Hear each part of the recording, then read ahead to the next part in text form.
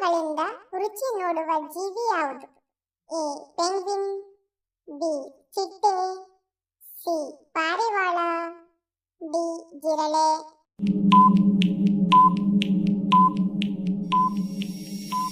ಉತ್ತರ ಬಿ ಚಿಟ್ಟೆ.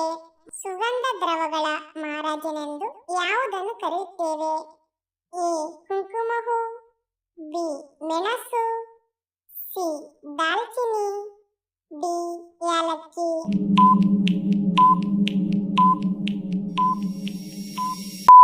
ಉತ್ತರ ಬಿ ಮೆಣಸು.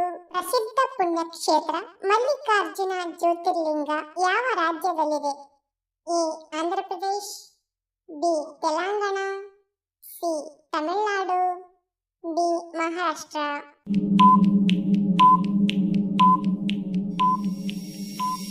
ಉತ್ತರ ಎ ಆಂಧ್ರ ಪ್ರದೇಶ್. ಮೆದುಳನ್ನು ಕ್ರಿಯಾಶೀಲವಾಗಿಸುವ ಸೊಪ್ಪು ಯಾವುದು?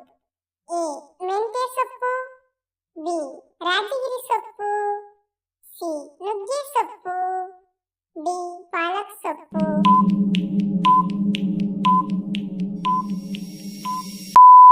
ಉತ್ತರ ಡಿ ಪಾಲಕ್ ಸೊಪ್ಪು. ಹಸುವಿನ ಗರ್ಭ ವ್ಯವಸ್ಥೆಯ ಅವಧಿ ಎಷ್ಟು? ಎ 283 ದಿನ, ಬಿ 300 ದಿನ, ಸಿ 320 ದಿನ, ಡಿ 410 ದಿನ.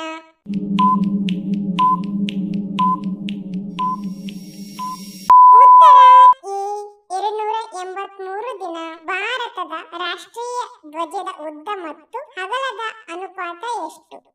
A 3:2, B 2:3, C 5:2, D 4:2.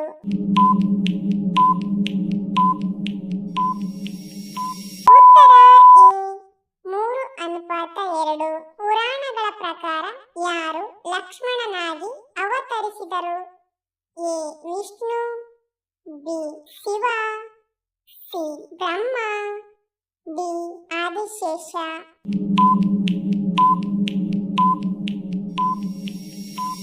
ಉತ್ತರ ಡಿ ಆದಿಶೇಷ. ಮನುಷ್ಯ ಸತ್ತ ಮೇಲೂ ಬಹಳ ಹೊತ್ತಿನವರೆಗೂ ಜೀವಿಸಿರುವ ಅವಯವ ಯಾವುದು?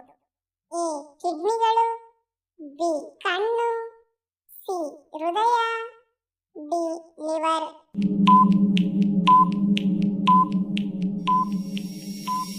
ಉತ್ತರ ಎ ಕಿಡ್ನಿಗಳು. ಯಾವ ಯುಗದಲ್ಲಿ ಭಗವಾನ್ ವಿಷ್ಣುವು ಕೃಷ್ಣನಾಗಿ ಅವತರಿಸಿದನು?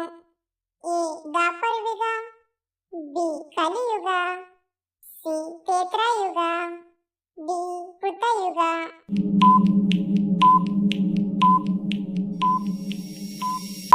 ಉತ್ತರ ಎ ದ್ವಾಪರ ಯುಗ. ನಾಯಿಗಳು ಯಾವ ಬಣ್ಣಕ್ಕೆ ಹೆದರುತ್ತವೆ? ಎ ಇಂಡಿಗೋ, ಬಿ ನೀಲಿ, ಸಿ ಕೆಂಪು, ಡಿ ಕಪ್ಪು.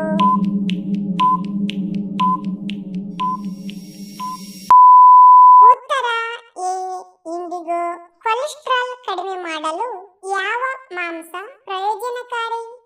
ಎ ಹಂದಿ, ಬಿ ಕೋಳಿ, ಸಿ ಕುದುರೆ, ಡಿ ಮೀನು.